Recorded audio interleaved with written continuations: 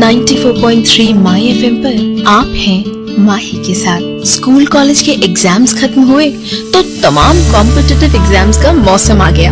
आज ऐसे ही कुछ बच्चे IIT, medical, mass communication, MBA के कंपटीशन की तैयारी करने वाले सेमिनार में आए हैं और यहाँ डॉक्टर श्रीधर भी हैं। डॉक्टर श्रीधर बच्चों की भाषा में कहे तो इंजेक्शन वाले डॉक्टर नहीं है, पीएचडी हैं चाइल्ड साइकोलॉजी में। एग्जाम आ रहे हैं और जितनी चिंता बच्चों के चेहरे पर है उससे कई ज्यादा चिंता उनके माता पिता के चेहरे पर है। सब यही सोच रहे हैं कि डॉक्टर श्रीधर ऐसी कौन सी जादुई छड़ी घुमाएंगे कि रातों रात उनके बच्चे टॉप रैंकर्स बन जाएंगे।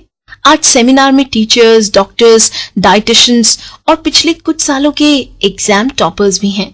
सबने अपनी तरह से सूचनाओं का दौर जारी कर दिया है। अब डॉक्टर श्रीधर बोलने वाले हैं। उत्तेजना है लोगों में। डॉक्टर श्रीधर क्या कहेंगे? वैसे डॉक्टर श्रीधर कभी भी ऐसे फंक्शंस में आते नहीं थे।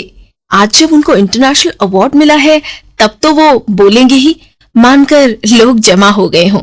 डॉक्टर श्रीधर खड़े हुए, धीरे से बोले, माफ करना, मुझे देर हो गई।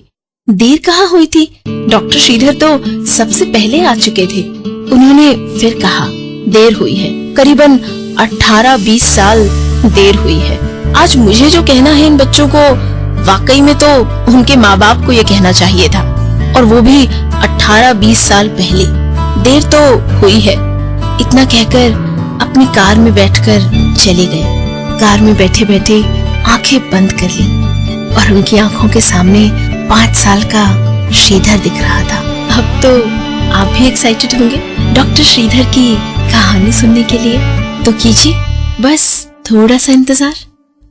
94.3 माई एफएम पर आप हैं माही के साथ। कैपिटल ए, ये ए है, लिखो 2 बार, गुड। और ये कैपिटल बी है, इसे भी 2 बार लिखो। इंग्लिश कैपिटल ABCD सिखाई जा रही थी और जो सीख रहा था वो पूरे ध्यान से सीख रहा था। श्रीधर तो कोने में बैठकर देख रहा था।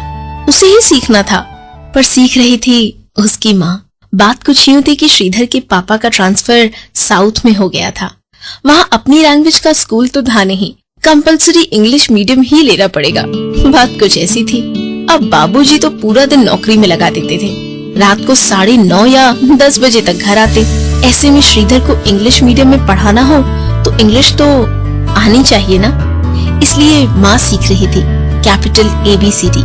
वैसे बाबूजी ने तो ये भी सोचा कि जॉब से इस्तीफा दे दे, पर माँ ने समझाया कि सब ठीक हो जाएगा, और माँ जी जान से पढ़ रही थी। खाना बनाते वक्त, बर्तन साफ करते वक्त, हर वक्त माँ पढ़ती ही रहती थी। फिर आगे क्या हुआ जानिए बस कुछ देर में। 94.3 माई एफएम पर मैं हूँ माही। ट्रैफिक सिग्नल पर कार खड़ी थी। श्रीधर के मोबाइल पर फोन आ रहे थे। वो सेमिनार छोड़ के आ गए थे इसलिए, और उनका मूड बहुत खराब था। वैसे भी प्रोग्राम से पहले जब खड़े होकर चाय पी रहे थे तब उन्होंने देखा था कि बच्चों के माँ बाप किस तरह से उन्हें प्रेशराइज कर रहे थे, और जब स्टेज पर उन्हें बुलाया गया तब तो यही अनाउंस किया कि अब डॉक्टर श्रीधर एग्जाम में अच्छे मार्क्स लाने के नुस्खे बताएंगे। बस डॉक्टर श्रीधर का मूड बिगड़ गया।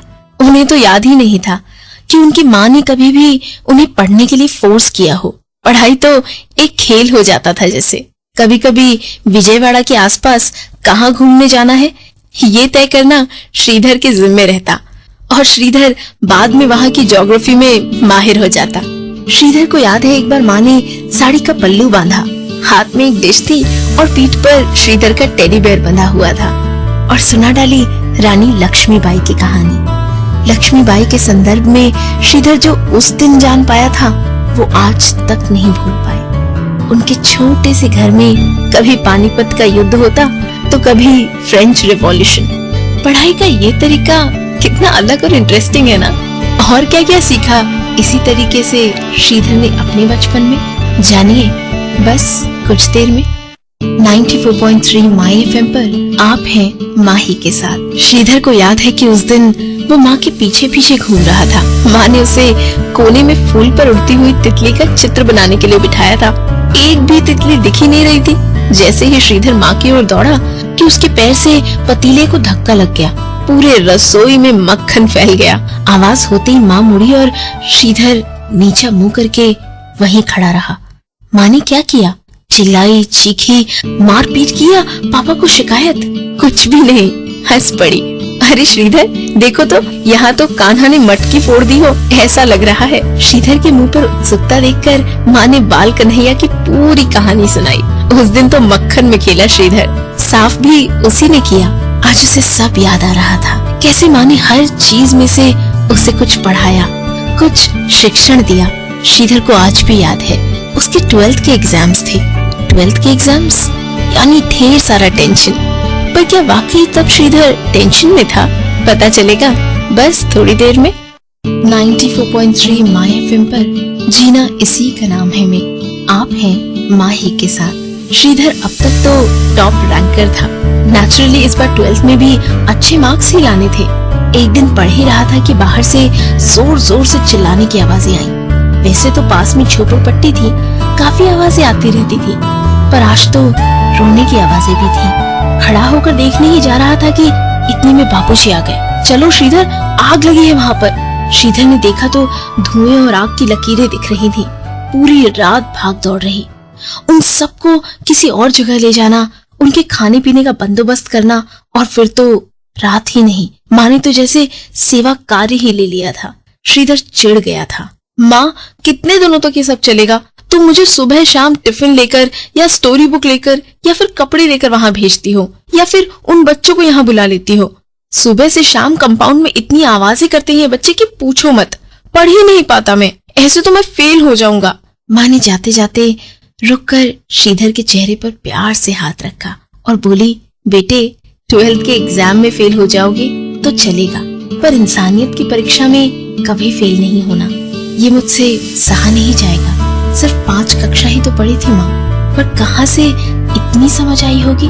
इस साल श्रीधर ने बोर्ड में भले ही 19वां नंबर प्राप्त किया, पर माँ की परीक्षा में वो पहले नंबर पर था। ऐसे माँ और बाबूजी के साथ पला बढ़ा हुआ श्रीधर एग्जाम में टॉप करे, गोल्ड मेडल्स जीते, इसमें कौन सी नई बात है। लोग पूछते श्रीधर से, आपकी इतनी ब्राइट एकेडमिक करियर का रहस्य क्या है? श्रीधर सिर्फ हंसता और कहता, मेरी माँ। 94.3 माय एफएम पर आप हैं माही के साथ। सिर्फ पढ़े लिखे लोग ही शिक्षित माने जाते हैं। इस बात के विरोध में माँ बाप संतान को एग्जाम्स के वक्त कितना प्रेशराइज करते हैं, इस बात के विरोध में।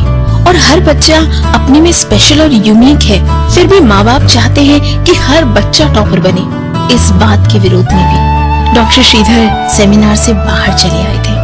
वैसे तो अपनी संस्कृति में ऐसे कितने शिक्षणकार हैं जो बच्चों के मन को समझने की चाबी दिखाते हैं। जो बात मेरी माँ समझ सकी, ज्यादा पढ़ी लिखी नहीं थी, फिर भी वो बात आजकल की माँ क्यों नहीं समझ पा रही। दिल भर आया डॉक्टर श्रीधर का। कई दिनों से माँ से बात नहीं हुई थी। डॉक्टर श्रीधर के आग्रह के बावजूद वो गांव में थी, छोटे भाई के पास। आज उन्होंने माँ को फोन लगाया। माँ को देर हुई फोन पर आने में। छोटे भाई के बेटे को संस्कृत पढ़ा रही थी और फोन रखने से पहले 1000 बार श्रीधर को कहा, मेरे लिए संस्कृत की डिक्शनरी भेज देना और बुक्स भी। श्रीधर के चेहरे पर मुस्कान आ गई। जिस माँ ने ABCD पढ़ी हो, वो अब रात को सोते वक्त संस्कृत के रूप राम, रमा, रामा ज़बानी याद करेगी। कैपिटल ABCD से शुरू हुई ये शिक्षण प्रक्रिया तब तक चलती रहेगी जब तक समाज में श्रीधर की माँ जैसी माँ जन्म लेती रहेंगी।